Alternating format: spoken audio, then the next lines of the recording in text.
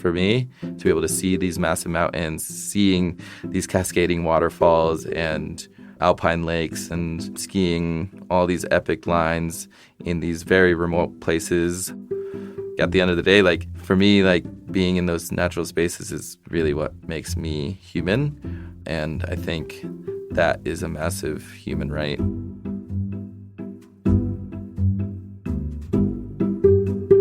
Vasu Sojitra has skied down some of the most impressive lines in the US and Canada. In 2021, he became one of the first adaptive athletes to ski down Denali, and he's made groundbreaking descents in the Grand Tetons and the Beartooth mountain range. Vasu only has one leg, so when he's in the mountains, he wears one ski and uses a special set of poles called outriggers. As the first adaptive athlete to be represented by the North Face, Vasu has used his platform to speak out about representation and intersectionality in the outdoors. I'm Shelby Stanger, and this is Wild Ideas Worth Living, an REI Co-op Studios production.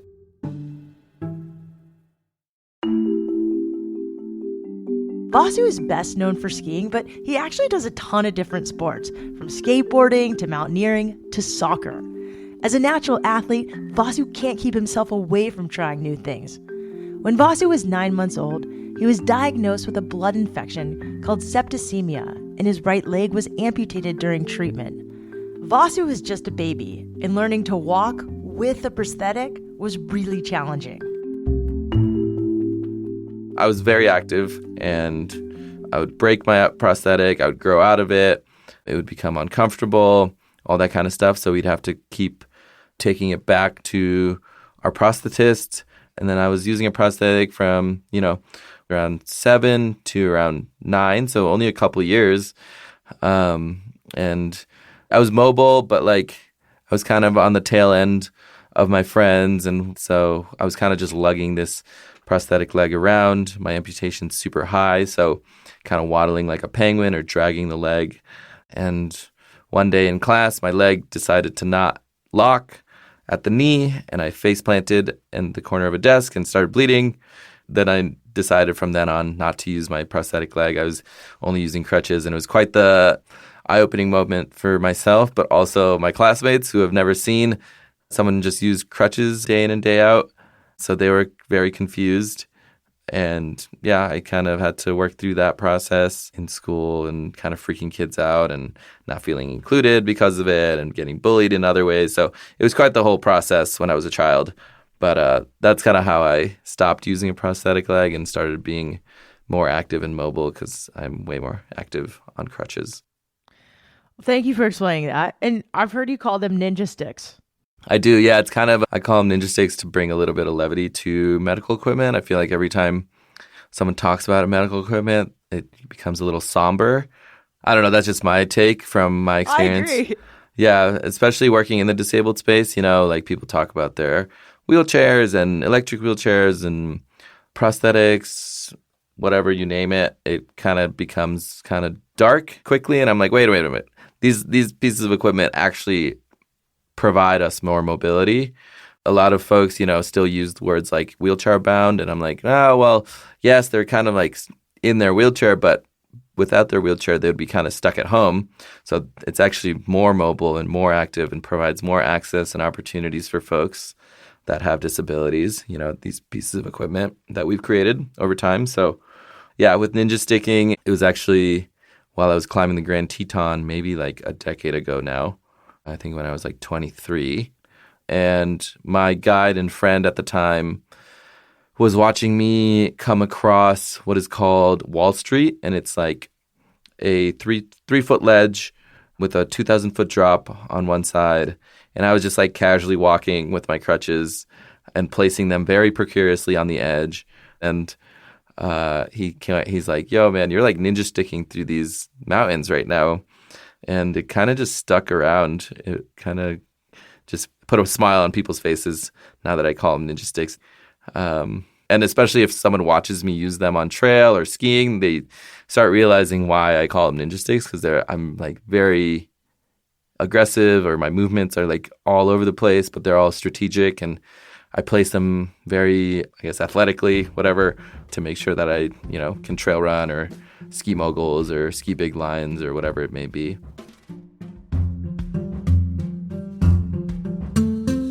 If you watch videos of Vasu skiing, or doing any sport really, you'll see that the man has style. He's self-assured, and his moves look smooth and easy. When he's skateboarding, he takes jumps with confidence. Skating was actually the first sport that Vasu got really into when he was about 9 years old. He loved learning how to ollie and kickflip, even though he got pretty scraped up. Skateboarding led Vasu to an interest in snowboarding, but there wasn't adaptive equipment that worked for him yet. He decided to try skiing instead, and it changed his life. I went to a small little ski hill in Connecticut called Ski Sundown, and me and my brother were in a lesson, and we didn't really like listening to authority that much, so we decided to dip out of the lesson and just kind of go do our own thing. While I was, falling and trying my, way at skiing on a green circle, this random dude, another dude with one leg, kind of skis up to me, tells me to keep going, and then skis off, which is kind of ridiculous. I really think it was divine intervention, or I'm just making this up now. And I was just using my forearm crutches as poles, but then I saw what he was using. It was crutches with little skis on the bottom. And I was like, oh, wait, what are those things? So then I went down a massive rabbit hole of adaptive sports and Paralympics. And I was like, oh, crap, this is actually a thing. So I was like, okay, this is very doable. I just have to convince my parents to buy me these outriggers. So then I would beg and whine them to buy me these outriggers, which were really expensive. They were about $300 or $400 at the time. And then they were like, are you going to use them? I doubt you're going to use them. But was able to acquire some. And then I just tried to keep going skiing as much as possible, which was only a dozen times a winter. And then obviously it manifested into something much bigger than they even expected. So what was it like the first time you went skiing? Did it click right away, or did it take a few times? So I have this toxic trait that I think every time I pick up something new, I'm going to be an expert at it. But the first time I went was pretty frustrating. It felt like I was kind of on my own planet, being disabled and being around a lot of white people in Connecticut. It was very isolating. So I definitely created a lot of coping mechanisms and tendencies and behaviors to just try to figure it out on my own. I was also with my older brother, who really helped me through that process. But it was fairly frustrating at the start to try to figure out how to do this. But I'm also a super stubborn person when it comes to learning something. I go all in. I'm really persistent, whether it be relationships or trying something new or trying to get a job or getting money from a sponsor or whatever it may be. I'm hell-bent on it. But yeah, it was definitely very frustrating because no one was really teaching me. I was kind of teaching myself. I was watching people with two legs skiing, and I was like, okay, do I use the same technique? How do I use the same technique? I only have one ski and two edges compared to four edges. So it was definitely a really steep learning curve. And it took about 8 years to actually learn how to ski proficiently down steeper stuff, moguls, glades, black diamonds, but it took a very long time because I was teaching myself everything. What kept you coming back? I mean, it was those little nuggets of joy that I experienced, whether it be laughing on the chairlift with friends or listening to loud music while flying down the mountain, just feeling kind of like I was pretty much flying and weightless, which was really pretty much what I was seeking. And then it really started clicking when I was in my later teens, getting into college and realizing I could have that feeling very, very often.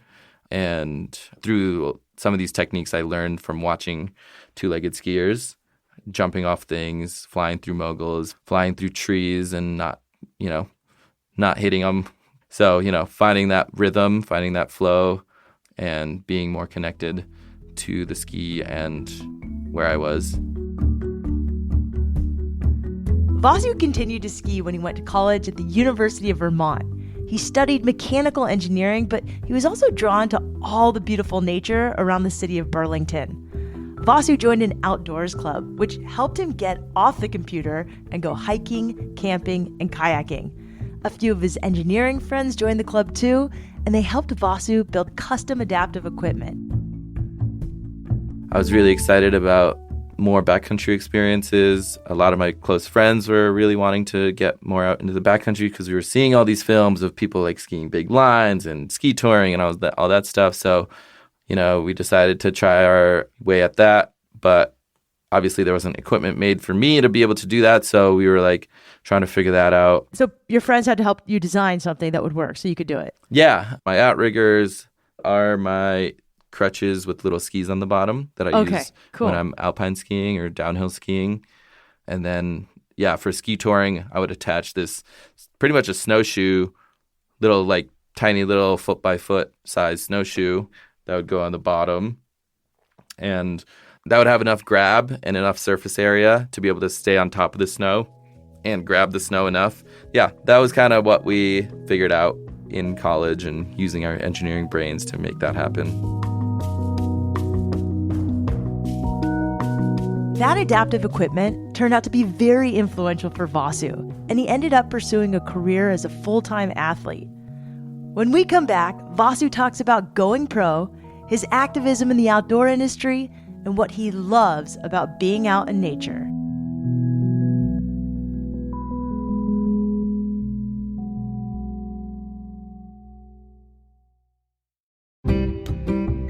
Hey everyone, I'm excited to share that Hello Nature, another podcast from REI Co-op Studios, is back for Season 2. In Season 1, host Misha Yusuf traveled across the country to share the unknown stories of America's national parks. In Season 2, Misha is back on the road, and this time she's exploring the nature that's right out our front doors. She's visiting cities across the country, from LA to Atlanta and Portland to New York City, hitting the trails, camping out at local preserves, and running alongside local changemakers to answer these questions. What makes these cities unique?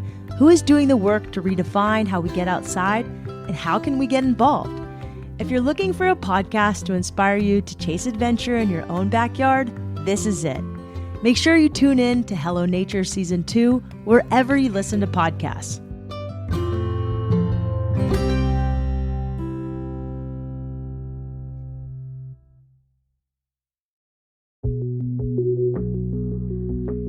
Before the break, Vasu Sojitra talked about his outdoorsy childhood and his journey to become an athlete. After graduating from the University of Vermont, Vasu was expecting to get a job as an engineer. But a film he made in college started gaining traction, and Vasu saw an opportunity to take his athletic career to the next level. So Vasu, after college, how did you become a professional athlete? Because there isn't really a linear path. Yeah, so I made a film when I was like 21 called Out on a Limb. And I look back at it and I don't really like that film anymore. But it definitely was a massive, massive foot in the door. I'm laughing at you because sometimes we make projects and they're really important to us. And then a couple years later, we don't like them. Mm-hmm. That's normal. But it falls under this concept of inspiration porn. It's pretty much objectifying a disabled person for the viewership of non-disabled people. So it's not really for the disabled audience, and that's just not what I'm going for nowadays. I'm actually trying to, bake pies that are for the communities that I'm a part of. I don't want a piece of the pie. I want the whole thing, and I want to be the baker, as well as I want others to be the baker as well of their own stories and their own narratives. So that story was it was definitely a piece of the pie, and it was definitely a foot in the door. I call it my Trojan horse more than anything. Because I know a lot of those kinds of narratives are how disabled folks get into some of these spaces. But it wasn't just 15 minutes of fame. At the time, it was getting a lot of publicity. It was getting into Banff mountain film. It was getting into Telluride mountain film. It was getting into a lot of different mountain film spaces. And while I was doing that, I was moving out to Montana and started, I made a website. I made a Facebook athlete page. My Instagram was kind of getting bigger. I was getting publicized in Vermont and in other ski magazines and stuff. So I was starting to publicize or create a blueprint for myself to start getting noticed more. And then working with local photographers to get high quality photos and videos as well throughout that time. So they could be used in a lot of marketing. So that's kind of how I started doing that. And as it started growing and growing, I started getting different sponsors, connecting with different sponsors. And then I connected with Conrad here in Bozeman, Conrad Anker.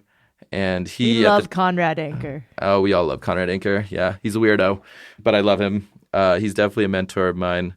Connected with him. He was the team captain at the time of North Face, meaning that he was kind of like leading the charge on, supporting the team however they needed, as well as like recruiting new athletes to the team. So I was like, oh, cool. Like, I didn't know he lived in Bozeman. How coincidental. Great. Met him at the climbing gym, climbed a few times, went outside, climbing outside a bunch, connected with him over dinner and breakfast. And through those conversations, he asked me how my sponsors are treating me. And I was like, all right, cool. Like, what does it take to be a North Face athlete? At the time, there were no adaptive athletes on the North Face team. So, that was kind of a big push for me to be like, hey, like, you can sign me and I could be your first adaptive athlete, And they did so. It took about 2 years. And from that, they're starting to build that roster a little bit more around their adaptive athletes, which is really cool. Vasu, I'm curious. You're good at a lot of sports. You could have chosen just stick and ball sports. You chose to go into sports with nature. I mean, you do both. But what about outdoor sports lures you in that the others don't? I think the biggest thing for me, now that I've like actually realized it and working with a lot of my native friends, is this like connection to nature I think is a massive human right that a lot of communities that I'm a part of, communities of color, disabled communities, even queer communities and trans communities have a really difficult time getting into or connecting with, or have been disconnected by design through exclusive policies or ideologies or stigmas or whatever you want to name it. So, reconnecting to our natural landscape for me is like reconnecting to the human side of being, part of this world. So that's kind of the biggest thing that I've realized, being out there, skiing in the mountains or trail running deep 20 miles in and just realizing like, oh, damn, like this is what being human feels like. And I want to be able to share that with other folks that might not have ever experienced something like that before.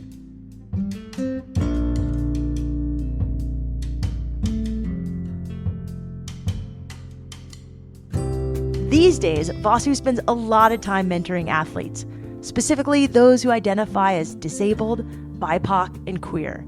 This is one way that he shares his knowledge, creates community, and gets his message out there. Vasu has also been featured in award-winning adventure documentaries, partnered with major brands, and used his social media platform to be a voice for change in the outdoor industry. I started becoming more of an activist, getting louder, because I started hearing stories in the adaptive space, in the BIPOC space, around all of these societal issues that we run into. And I started not individualizing my disability as much, not saying like, oh, if I can overcome it, you can too, but more so like, oh, these are the problems that our communities are facing. I've been able to work through it in this manner, but I know that the next person with a disability will not be able to, the next person of color will not be able to in the same way, but we can start working together to start breaking these barriers down. You call yourself a friendly neighborhood disruptor. Mm-hmm. What does that mean? And tell me some examples of that. Yeah, I haven't called myself that in a while, but I definitely come off as a disruptor. I've definitely also eased my rhetoric a little bit more towards coming at it through a lens of, I don't know everything, but together we know a lot.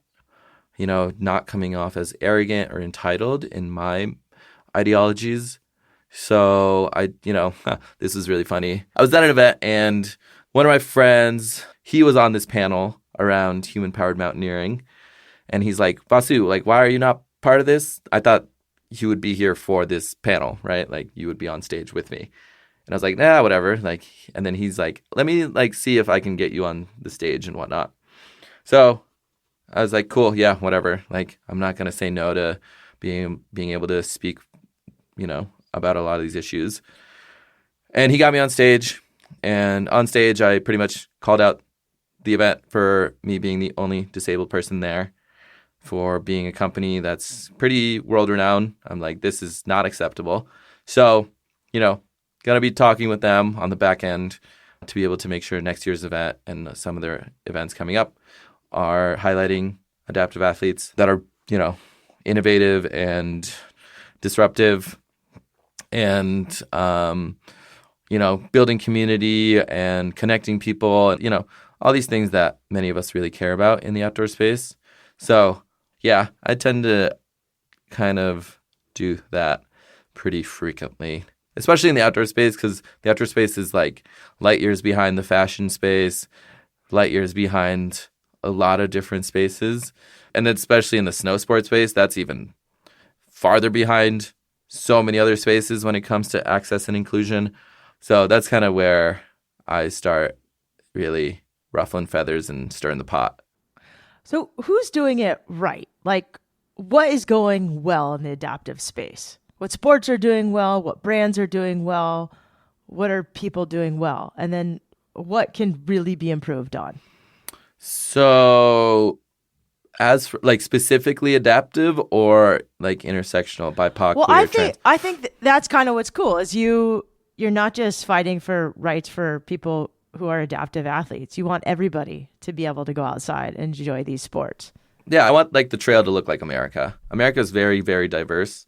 We're built on our diversity. We're built on immigrants. And so I want all of these spaces to start embodying all of these cultures in a way that works for us and not like just kind of tokenizing us and checking a box for diversity. That tends to happen a lot. So, I mean, as for companies that are doing it, many of the companies I work for are doing great. I mean, they're not perfect, but they're trying to really embody inclusion as much as possible. Subaru, REI, North Face, I just signed with Smith and they're working through it. Faction is working through it. They're all smaller, so, trying to help support them in that way behind the scenes. That's another thing I try to be as an athlete, is not just be in front of the lens, but also try to orchestrate and provide that mentality and ideology behind the lens as well. So, yeah, there are a lot of companies doing it. How has it been for you transitioning more as like a mentor as well as an athlete? I mean, I've always focused on helping people. That's how I've grown up. That's kind of an Eastern mentality. My parents have taught me that growing up constantly. Is like, staying humble, making sure you're not out there to prove yourself or, be cocky or egotistical.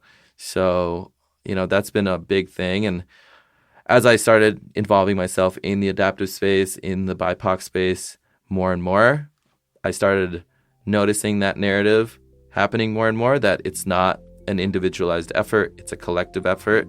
We lift as we climb kind of mentality. So that's kind of the biggest thing I focus on.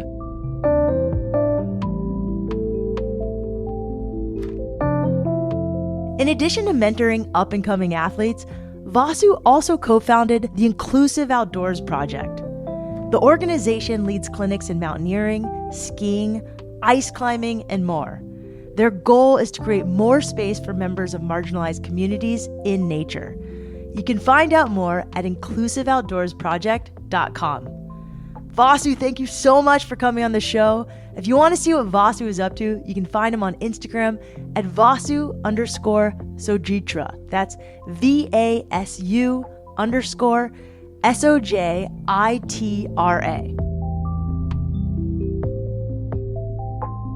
Wild Ideas Worth Living is part of the REI Podcast Network. It's hosted by me, Shelby Stanger, produced by Annie Fassler, Sylvia Thomas, and Sam Pierce-Nitzberg of Puddle Creative, and our senior producer is Jenny Barber. Our executive producers are Paolo Motola and Joe Crosby.